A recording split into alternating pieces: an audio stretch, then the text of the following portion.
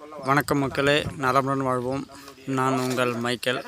பார்த்தீங்கன்னா விழுப்புரம் மாவட்டம் கஞ்சனூர் நரசிங்கனூர் பூரிக்குடிசையில் இருக்கிறேன். நான் இங்கே பனை குடிசை தொழிலாக பண்ணிகிட்ருக்காங்க. பனைன்றது மக்களுடைய ஒரு வாழ்வாதாரம். இந்த இடத்துல வசிக்கிறவங்களுடைய ஒரு வாழ்வாதாரம் 6 மாதம், வருடத்தில் 6 மாதம் மட்டும்தான் இதோட சீசன். அதை பனநுங்காகட்டும் பனங்கல்லாகட்டும் பார்த்திங்கன்னா இது எப்படின்னா, இது சில விஷயங்கள்லாம் எப்படின்னு பார்த்தீங்கன்னா, அரசாங்கம் இது தடை செய்யும் பொருளாக போதைப் பொருளாக மாற்றிட்டாங்க. எதுக்குன்னா ஒயின் ஷாப்புலாம் இது பண்ணக்கூடாதுன்றதுக்காக. இது தனிப்பட்ட முறையில் மக்களுக்கு ஒரு விழிப்புணர்வு கொடுக்கணுன்றதுக்காக தான். பனைங்களில் நானும் ஒரு சின்ன வயசுலேருந்து குடித்து இன்றைக்கி கிட்டத்தட்ட பார்த்திங்கன்னா நான் 6 வயசுலேருந்து நான் குடிச்சிட்ருக்கிறேன் இந்த பனங்களில்.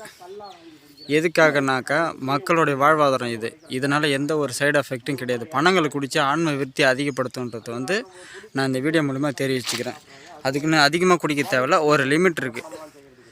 புரியுதுங்களா? இதில் போதைப் பொருள் கிடக்குறாங்க அப்படின்றாங்க. அதெல்லாம் ஒன்றுமே கிடையாது. நானே பனைமரத்தில் ஏறி பனங்களில் இறக்கிறதுக்கு நிறைய பேருக்கு ட்ரைனிங் கொடுத்துருக்குறோம்.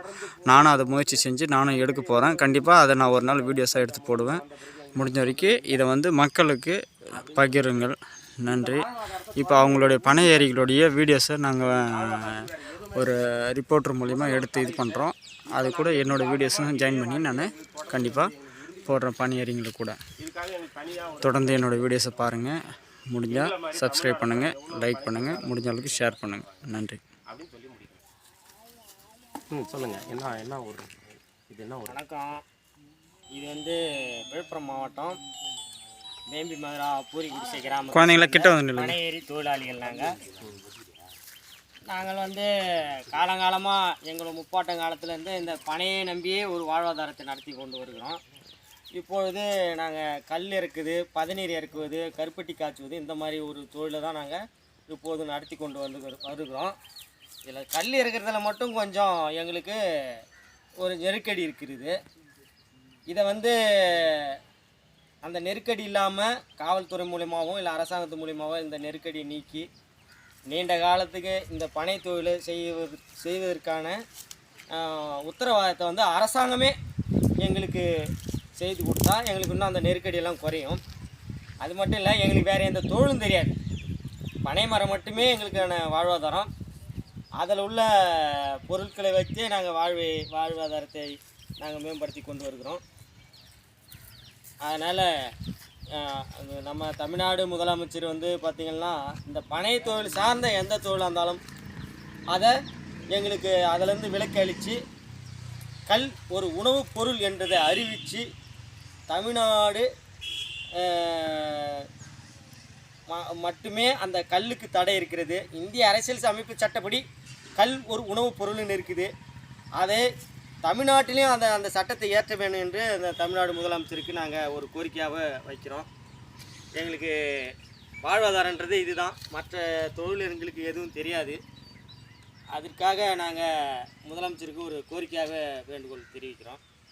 அது மட்டும் இல்லை, கல்லை ஒரு போதைப் பொருளாக நினைக்க வேண்டாம்.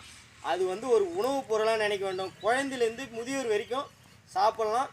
அதில் எந்த விதமான பாதிப்பும் இல்லை. மிகப்பெரிய ஒரு குடிநோயாளி கூட ஒரு 3 மாதத்துக்கு இந்த கல்லை குடித்தா அவனுடைய கல் ஈரலில் இருக்கக்கூடிய சூட்டை தணித்து அது ஒரு நல்ல நிதானத்துக்கு கொண்டு வரக்கூடிய ஒரு தன்மை இந்த கல்லில் இருக்குது. இது ஒரு மருத்துவ குணமாக கூட எடுத்துக்கலாம், உணவுப் பொருளாகவும் எடுத்துக்கலாம். இது ஒரு நல்ல உற்சாகமான ஒரு பானமாகவும் எடுத்துக்கலாம். அது அளவோடு உண்டா அது ஒரு உற்சாகமான பானமாக. அது அளவு மீறினா தான் அது ஒரு போதைப் பொருளாக நீங்கள் நினைக்கலாம். இதில் எந்த விதமான தூளி அளவும் கலப்படம் இல்லாத ஒரு நல்ல கல்லை இறக்கி நாங்கள் உண்றோம். அதுக்கப்புறம் மற்றவங்களுக்கு சந்தைப்படுத்துகிறோம். இதை அரசாங்கம் தலையிட்டு இது ஒரு நல்ல உணவுப் பொருள் என்றதை அறிவிக்கணுன்றது. பனஞ்சாறுலேருந்து என்னென்ன பொருள் தயாரிக்கிறது? பனஞ்சாறுலேருந்து கருப்பட்டி காய்ச்சுவோம், கற்கண்டு காய்ச்சுவோம். இன்னும் நிறைய அதில் ஸ்வீட்டு உணவுப் பொருளில் நிறைய அதில் தயாரிக்கக்கூடியான விஷயங்கள் அதில் இருக்குது. அது இப்போ இருக்கிற இளைஞர்களுக்கு அது கொஞ்சம் தெரியல. அந்த முதியோர்களுக்கெல்லாம் அதை நிறைய தயாரிக்க. இப்போ நாங்கள்லாம் கருப்பட்டி காய்ச்சுவோம், கற்கண்டு காய்ச்சுவோம். அதிலேருந்து அந்த திப்புளி போட்டு அது ஒரு காய்ச்சுவோம். இன்னும் பார்த்திங்கன்னா இந்த பிரசவம் ஆகக்கூடிய பெண்களுக்கு முக்கியமாக கொடுக்க வேண்டிய முதல் பொருள் பனை வெல்லம் தான். அதை கொடுத்தா அவங்க சுகப்பிரசவம், கட்டாயம் சுகப்பிரசவம் தான். அந்த பண கருப்பெட்டியில் கொடுக்க வேண்டியது. இதெல்லாம் வந்து ஒரு இப்போ அதிகப்படியான மருந்து இந்த கருப்பட்டி இல்லாமல் தயாரிக்கவே மாட்டாங்க அப்படின்றதையும் சொல்லிடுங்க. நான் இப்போ ஆன் பண்ணுறேன். ரெடி. இது பார்த்தீங்கன்னா இந்த கருப்பட்டி இல்லாமலே சித்தா வைத்தியத்தில் எந்த மருந்தும் தயாரிக்க மாட்டாங்க.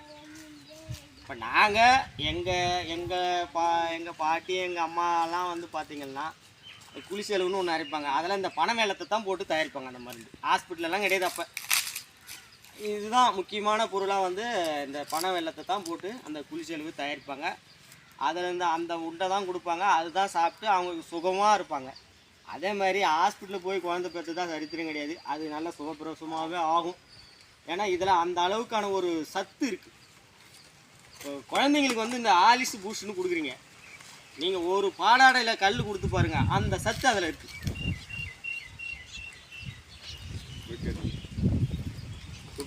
அதிகபட்சம் தெரியாத விஷயங்கள் நான் சொல்கிறேன்.